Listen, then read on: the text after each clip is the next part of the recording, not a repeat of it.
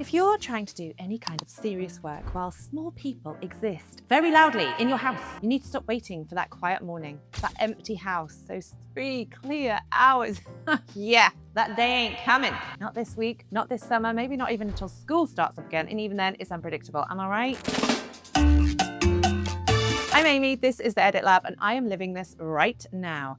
My children, they're all at home for the holidays, all 3 of them under 7, and I have actual work to do, actual thinking work, and I'd really like to be left alone, uninterrupted for more than 4 minutes at a stretch. And since I'm just not down with embrace the chaos, here are 4 things that I have found actually work when the day is just horribly broken up. The 4 things, let's go. Number 1, stop protecting big blocks and start protecting small ones. The fantasy is a clear morning. Everyone out the house or happily engaged with something crafty, and I have 3 hours of uninterrupted work. In school holidays, that morning doesn't exist. What does exist is 20 minutes while they're eating breakfast, 30 minutes during a film or during nap time maybe, 40 minutes in the evening when they're in bed, if they go to bed on time, which they don't. The reason people dismiss those windows is a thing called cognitive switching cost. So every time that you're interrupted, by a question, a snack request, a toilet announcement all the time, or someone needing you to find the thing that is directly in front of them, your brain doesn't just pause, it full-on exits whatever state it was in. So getting back into that deep, focused work state after an interruption takes somewhere between 15 and 20 minutes. Which means that if you're being interrupted every 20 minutes or less, you're essentially never getting into that work at all. You're just repeatedly starting to get into it, or mainly just staring at it. So a 2-hour block with 4 interruptions might actually only be 40 minutes of real work. Now a clean, genuinely uninterrupted 30 minutes, phone away, door closed, everyone knowing not to come in, just for that tiny brief window of time, it might be worth considerably more than that broken up 40 minutes. So stop waiting for the big block. That's my first tip. Protect the small ones properly and then use them. Number 2, the task drop. This is what I call the task drop, and it changed things for me almost more than anything else. Before the window opens, that window of time, you drop the exact task into the slot. So the specific action, not the category. That's what needs to go in that slot. And when that time comes, there is nothing to decide. You just start. Here's why it matters.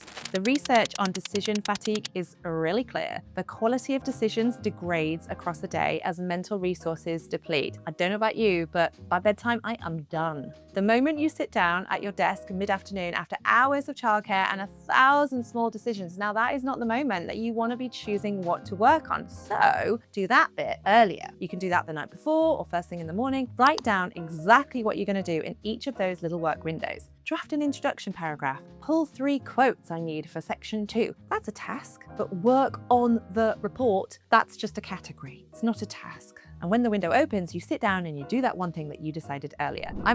I go one step further and I leave myself a note at the end of every session. So literally, I leave the first line of what comes next. It's already written, it's already waiting. It's a bit annoying to step away from it after that, but it means that when I come back, I'm not starting from nothing. I'm honestly just continuing. And it gets you into the work minutes faster than you would otherwise. And minutes, well, they matter. Well, they're everything when your window is only 30 of them. Number 3, the brain budget. This one I love. It's what I call your brain budget. Full brain tasks, half brain tasks, and no brain tasks. You know which is which, and you spend accordingly. So reading a source for the first time requires your whole brain, to actually figure out what it's talking about. Rereading something that you've already engaged with to pull out a quote, for example, that would maybe require half a brain. Formatting, referencing, reorganizing notes, or replying to non-urgent emails, basically no brain. You can have the TV on if you need to. I often do. Now, when you have a clean, protected, holy grail window of time, spend your brain budget on full brain work. And when you've got a broken, interrupted afternoon where you know that you're going to be needed every 20 minutes anyway, maybe do the half brain and no brain tasks. It's not like that's not real work. Both move things forward. It's just the mistake is trying to do whole or full brain work in a broken session and then feeling like you failed because you can't. Match the task to the concentration you actually have, not the concentration you wish you had. bad.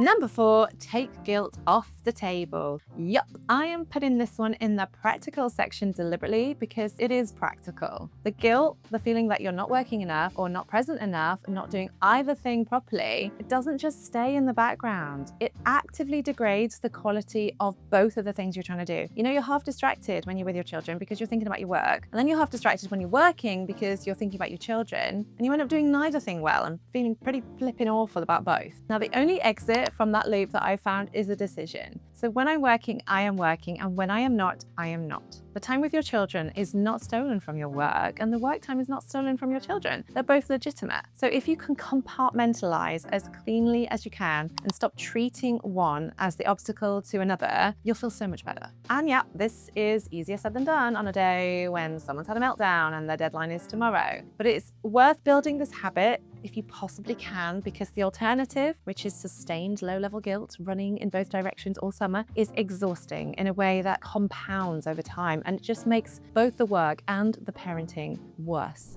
One of the best ways that I found to do this is using music. Like, it could just be earplugs, blocking out when I am working. Yes, that might mean that you need someone else there, another adult, to make sure the children aren't going to brain themselves on something and that they're okay and there's no emergency. I get that. And if you can have the luxury of that, even just for that focused 20-30 minutes, perfect. Block out the noise, shut the door, phone off, get into it. But if you can't and you need to have your laptop there while they're watching a film, that is fine. You can still have your music on, you can still have your earplugs in. You can say, unless it's an emergency, please don't talk to me for 20 minutes, and then I'll be right back with you, watching that film with you when I've finished. That's also fine. Hey, we're all parents, we all feel guilt all the time. I know it's inevitable, but we're just trying to do the best that we can in any given moment of time. And I am here to say no judgment, give you permission to work when you need to, and then be fully present with your children and give them your undivided attention as much as you can when you are with them. The honest bit.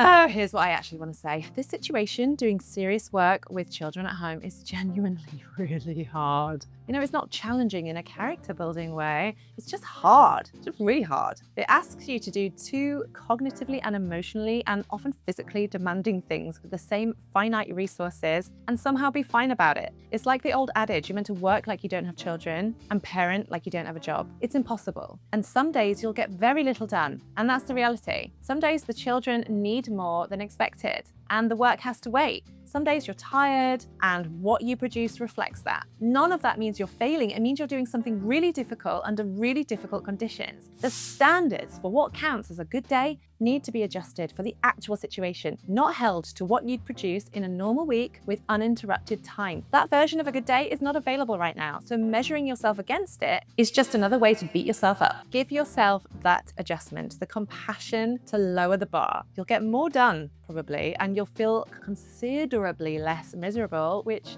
I mean, they're both useful outcomes. Okay, so in this video, we covered 4 things. Protect small windows of time properly instead of waiting for big ones. Use the task drop before the window opens.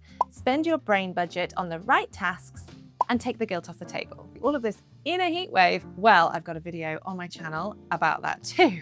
Those 2 problems, children, heat wave, working at home, I mean, they're all problems that seem to coexist in summer. I, at the moment, am facing just that. So I feel you, sister. Subscribe if you want more from the Edit Lab. And also, I just want to say that if you're in the middle of this right now, I think you're doing better than you think. Cut yourself that break, and I'll see you on the next one.